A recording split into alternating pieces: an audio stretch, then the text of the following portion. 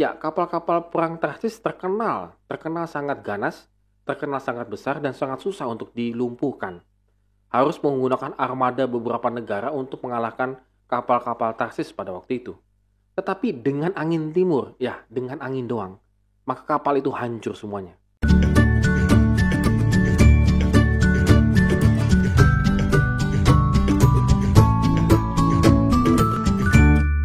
Shalom good readers, hari ini kita mengucapkan syukur karena Tuhan memberikan kita kehidupan dan kembali lagi kita akan merenungkan firman Tuhan untuk memulai segala aktivitas kita.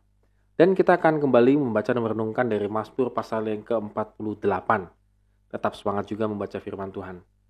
Bacaan kali ini merupakan sebuah nyanyian yang diciptakan oleh Bani Korah.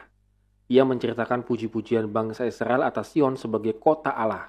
Dan Bani Korah itu menggambarkan kemuliaan, keselamatan, dan kegirangan yang menyelimuti Sion. Semua itu dapat terjadi karena Allah sendirilah yang sungguh berdiam di Sion. Allah adalah benteng atau penjaga kota itu, ayat yang keempat ya. Dan Bani Korah juga memuji atas keselamatan yang telah Allah perbuat terhadap Sion. Allah telah menegakkan kota itu sehingga tetap jaya. Nah, umat Tuhan bukan hanya mendengar tentang keselamatan dari Allah, lebih daripada itu, mereka juga mengalaminya. Mereka melihat bahwa Allah hadir dalam hidup mereka dan menegakkan umatnya dan kotanya. Nah, ini penting sekali yang harus kita garis bawahi, bahwa kita tidak hanya tahu tentang keselamatan, tetapi kita juga harus bisa mengalami dan menikmatinya. Kalau kita perhatikan di ayat yang keempat tadi, dalam puri-purinya Allah memperkenalkan dirinya sebagai benteng. Jadi di situ ada kata Allah memperkenalkan dirinya.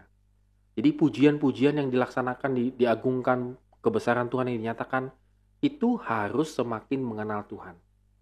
Jadi good readers, dalam kehidupan kita, bagaimana kita bisa mengenal Tuhan, maka kita harus bisa memuji dan memuliakan Tuhan, tidak hanya sekedar itu saja, tetapi kita juga harus yang namanya mengalami Tuhan.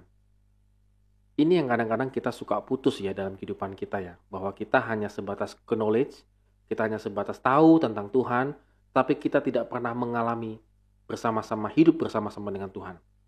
Contohnya di ayat yang ke-8. Dengan angin timur engkau memecahkan kapal-kapal Tarsis. Ya, kapal-kapal perang Tarsis terkenal sangat ganas, terkenal sangat besar dan sangat susah untuk dilumpuhkan. Harus menggunakan armada beberapa negara untuk mengalahkan kapal-kapal Tarsis pada waktu itu. Tetapi dengan angin timur, ya dengan angin doang, maka kapal itu hancur semuanya. Artinya pemazmur bisa melihat dan mengalami bahwa Tuhan itu sungguh ada. Bahwa kedahsyatan Tuhan itu sungguh nyata dalam kehidupan pemazmur. Sehingga kita memang harus benar-benar mengalami Tuhan. Yang kedua, kita bisa melihat di sini, mengalami Tuhan itu berarti juga kita mengakui penghukuman dari Tuhan. Di ayat yang ke-12, biarlah gunung Sion bersukacita, biarlah anak-anak perempuan Yehuda bersorak-sorak oleh karena penghukumanmu. Artinya apa? Penghukuman Tuhan itu nyata ada.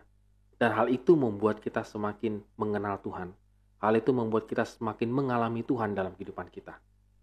Jadi bukan sekedar kehebatan Tuhan yang kita alami, sehingga kita tahu Tuhan, tetapi juga penghukuman yang harus kita alami dalam kehidupan ini, sehingga kita semakin mengenal Tuhan dan semakin percaya kepada Dia.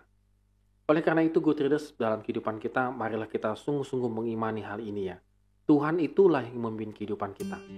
Ketika Tuhan memimpin kehidupan kita, kadang-kadang memang kita dihadapkan dengan kemegahan, kehebatan, dan seterusnya.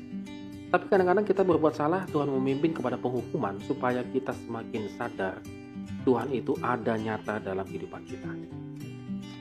Oleh karena itu, good readers, pada hari ini, mari kita benar-benar renungkan firman Tuhan supaya boleh nyata dan boleh kita lakukan dalam kehidupan kita hari lepas hari. Amin. Have a nice day and God bless us.